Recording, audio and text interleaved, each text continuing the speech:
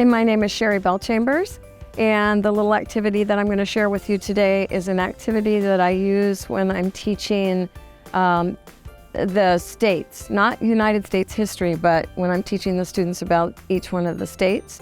In third and fourth grade, in fourth and fifth grade, they tend to memorize the states and the shapes and put them all on the paper. But in third grade, I like them to just learn kind of where the states are in general regions.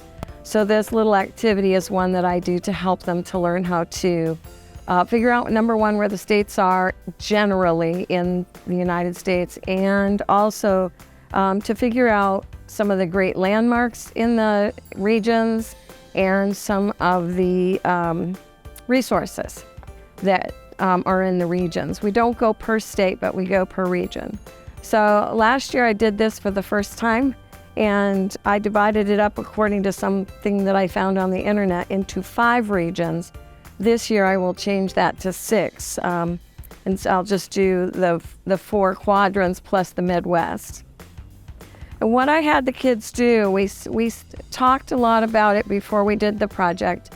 I stood at the board and we talked about the different quadrants, you know, the Northwest, the Southwest, the Northeast, the Southeast, and the Midwest. And we talked about the different types of famous landmarks like Niagara Falls, or where apples are grown, or where the Golden Gate Bridge is, or where the Rocky Mountains are. And we talked about, we put those in the different boxes on the board. And before I tested them, I had them do this little project.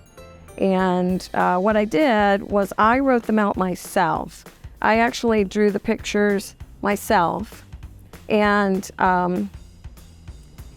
copied these pages. I did 2 pages, and I copied the pages and put them in little groups around the classroom so that they could just kind of copy it themselves.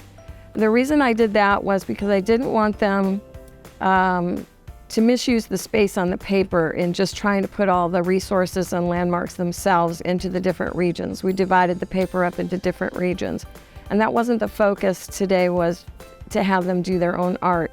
I also think that they learn art by copying art.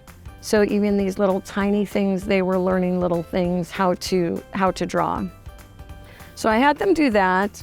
Then they put the papers blank side together, and then I stapled it all the way around except for one of the short ends. I brought them a pile of scrap paper from the office, and this was a part that they really, really liked a lot. They all got to crunch them up into balls and put them in a pile, and just into a basket. Then they would take and stuff their paper pillow with those crunched up balls. And then they would bring it to me and I would continue to staple. For those of you who know how hard elementary students are on staplers, I don't let them use my stapler anymore. Anyway, we would end up with this nice little thing. Everybody's looked a little different because everybody's art is different. And